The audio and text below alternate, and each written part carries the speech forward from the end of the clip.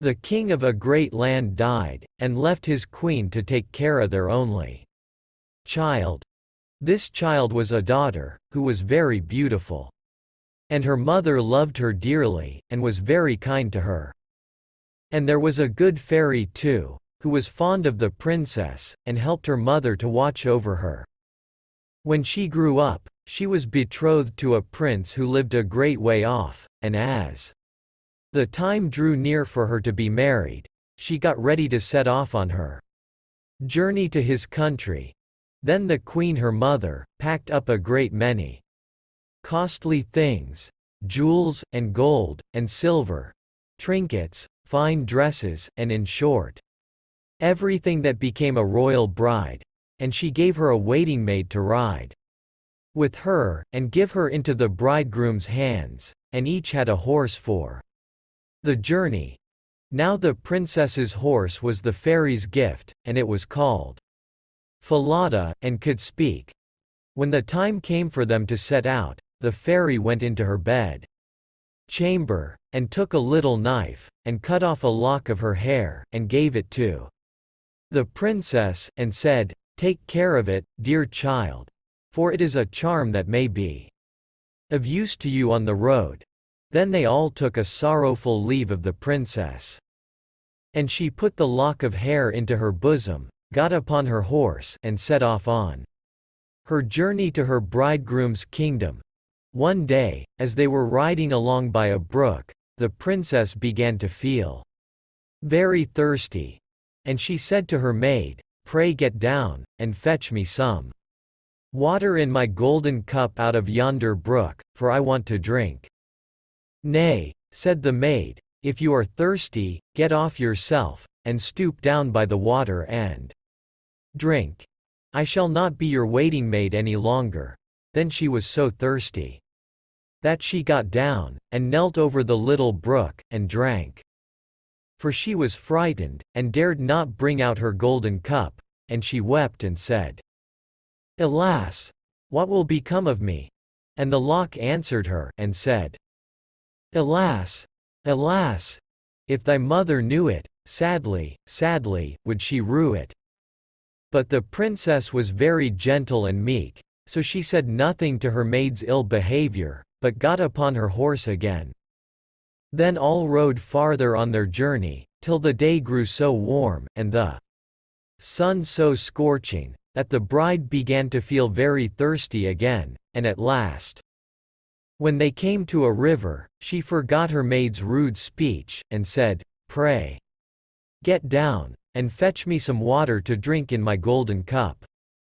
But the maid answered her, and even spoke more haughtily than before, "Drink if you will, but I shall not be your waiting-maid." Then the princess was so thirsty that she got off her horse, and lay down, and held her head over the running stream, and cried and said, "What will become of me?" And the lock of hair answered her again, "Alas! Alas! If thy mother knew it, sadly, sadly, would she rue it." And as she leaned down to drink, the lock of hair fell from her bosom, and floated away with the water. Now she was so frightened that she did not see it.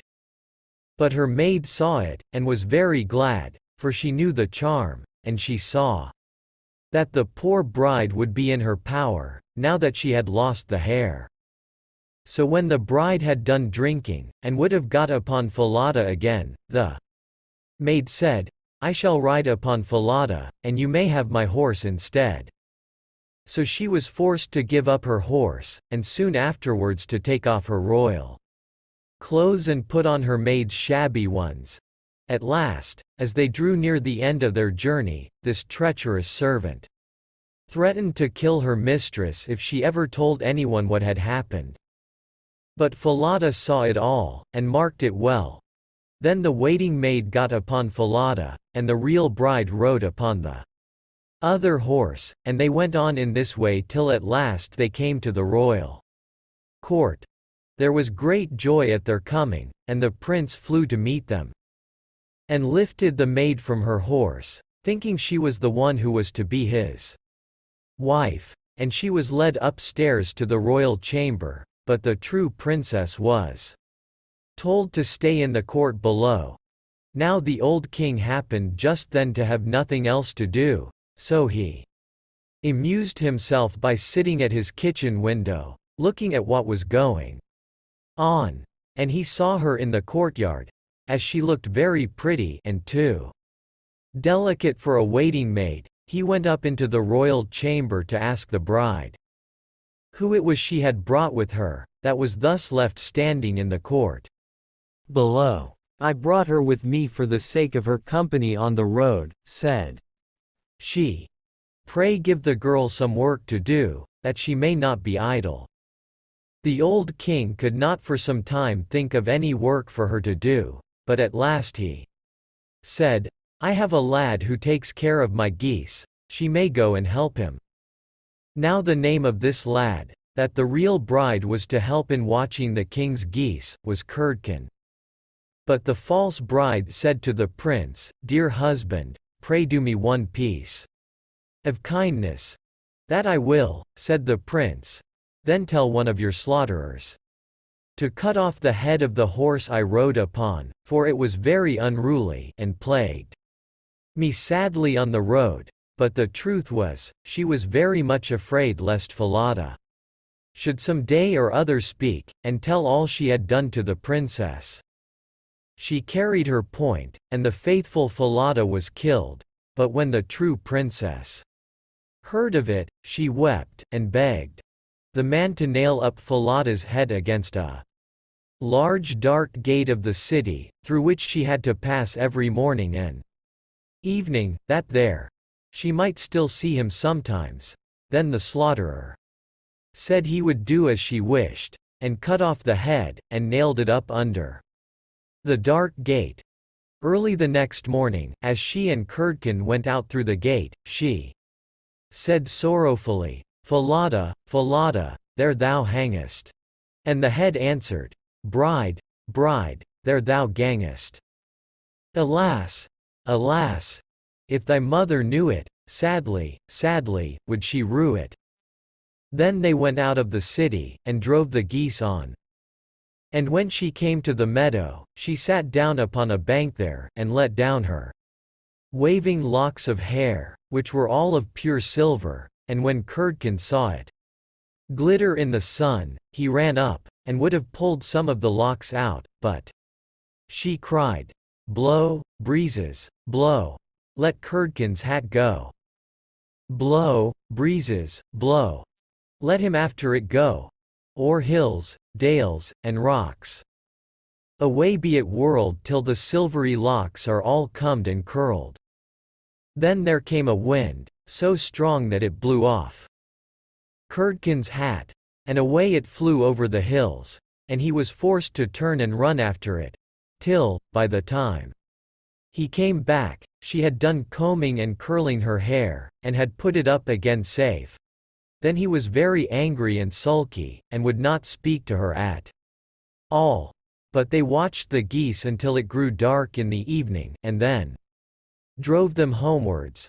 The next morning, as they were going through the dark gate, the poor girl looked up at Falada's head, and cried, "Falada, Falada, there thou hangest."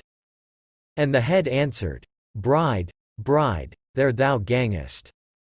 Alas, alas! If thy mother knew it, sadly, sadly, would she rue it. Then she drove on the geese, and sat down again in the meadow, and began to comb out her hair as before. And Curdken ran up to her, and wanted to take hold of it, but she cried out quickly, "Blow, breezes, blow! Let Curdken's hat go. Blow, breezes, blow! Let him after it go. O'er hills, dales, and rocks, away be it whirled, till the silvery locks are all combed and curled." Then the wind came and blew away his hat, and off it flew a great way over the hills and far away, so that he had to run after it. And when he came back she had bound up her hair again, and all was safe. So they watched the geese till it grew dark. In the evening, after they came home, Curdken went to the old king, and said, I cannot have that strange girl to help me to keep the geese any longer." "Why?" said the king. "Because, instead of doing any good, she does nothing but tease me all day long."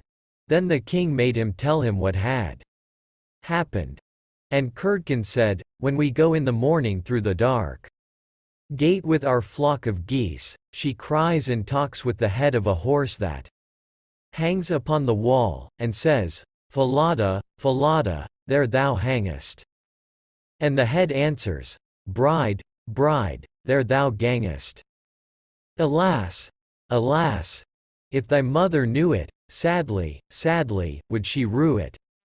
And Curdken went on telling the king what had happened upon the meadow where the geese fed, how his hat was blown away, and how he was forced to run after it, and to leave his flock of geese to themselves. But the old king told the boy to go out again the next day, and when morning came, he placed himself behind the dark gate, and heard how she spoke to Falada, and how Falada answered.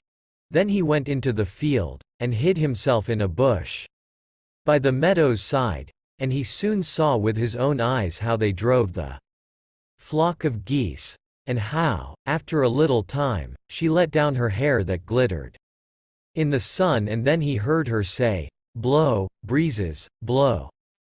Let Curdken's hat go. Blow, breezes, blow. Let him after it go.